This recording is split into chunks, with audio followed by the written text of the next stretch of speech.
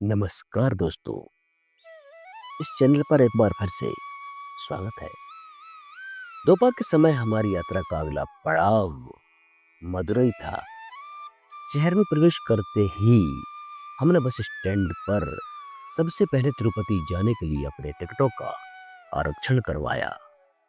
क्योंकि दिन भर की यात्रा का सामान हमारे साथ था, इसलिए हमने उसे लाकर रूम में सुरक्षित रखा और अपनी उत्सुकता भरी निगाहों के साथ मदुरई के गर्व और विश्वविख्यात मीनाक्षी मंदिर की ओर प्रस्थान किया।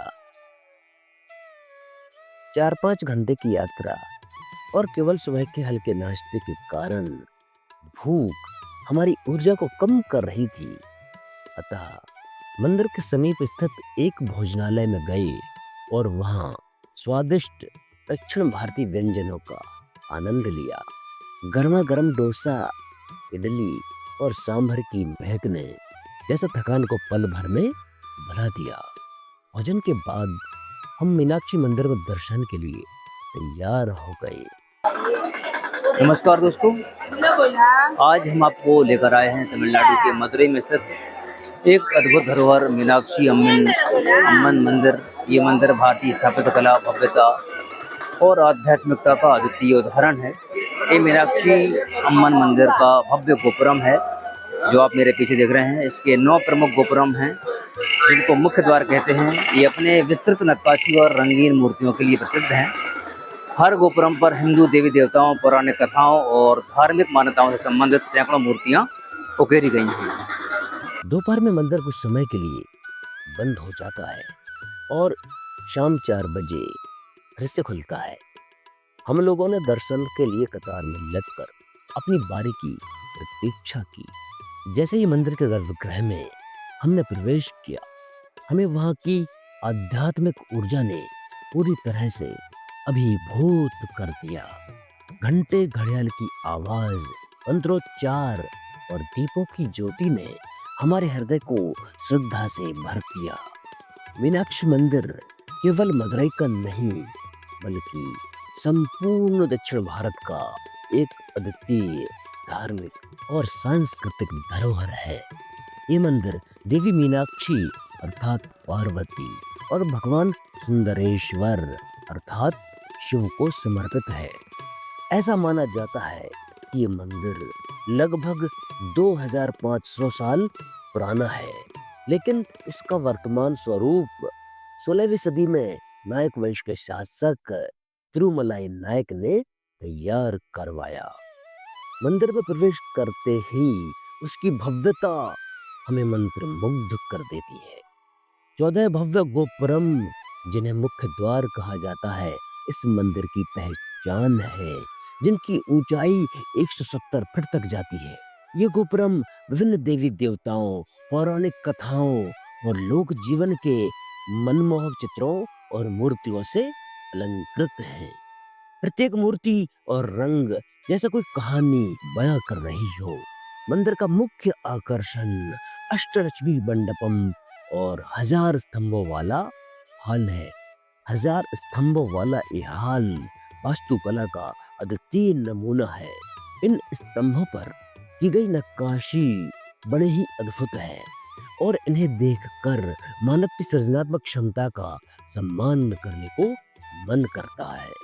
मंदिर के अंदर देवी मीनाक्षी और भगवान सुंदरेश्वर की भव्य प्रतिमाएं स्थापित हैं। देवी मीनाक्षी के रूप में मां पार्वती की मूर्ति उनकी 4 भुजाओं और हरे रंग की भव्यता के लिए दुनिया भर में प्रसिद्ध है। मोबाइल फोन और वीडियो रिकॉर्ड करना यहाँ सख्त मना है, इसलिए मंदिर के भीतर की सुंदरता और भव्यता और दिव्यता को मैं अपने कैमरे में कैद नहीं कर सका। हालांकि वहाँ के अनुभव इतने गहरे और प्रभावशाली थे कि उनकी स्मृतियाँ हमेशा मेरे मन में बसी रहेंगी।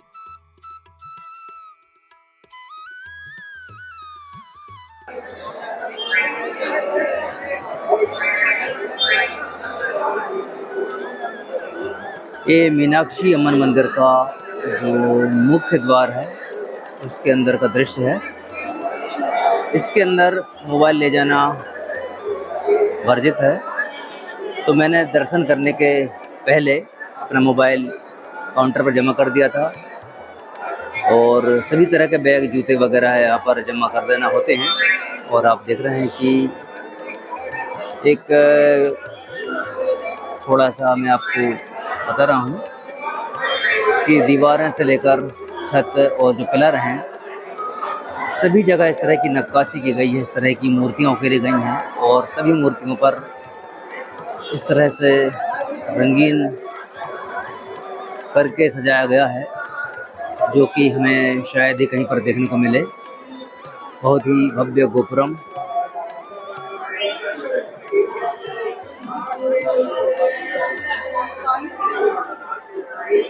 ये मुख्य द्वार है और यहाँ से मैं आपको इस वीडियो को शूट कर रहा हूँ। शाम को लगभग 7 बजे तक हमने मंदिर के दर्शन पूरे किए और उस दिव्यता से जुड़े अनमोल अनुभवों को अपने साथ लेकर मंदिर से बाहर निकले। रात्रि का समय होने पर हमने अपनी स्लीपर बस पकड़ी। थकान से भरे शरीर और मन में मीनाक्षी मंदिर की स्मृतियों को समेटे बस की आरामदायक सीट पर लेटकर नींद की गोद में खो गए। अगले दिन सुबह हम तिरुपति के पवित्र स्थल पर पहुंचने की प्रतीक्षा कर रहे थे। ये यात्रा केवल एक धार्मिक अनुभव नहीं थी, बल्कि हमारी संस्कृति, इतिहास और भक्ति की एक अविस्मरणीय झलक भी थी। मीनाक्षी मंदिर की ये यात्रा हमें सिखाती है कि भारतीय वास्तुकला और भक्ति का संगम कितना सुंदर और गौरवशाली हो सकता है।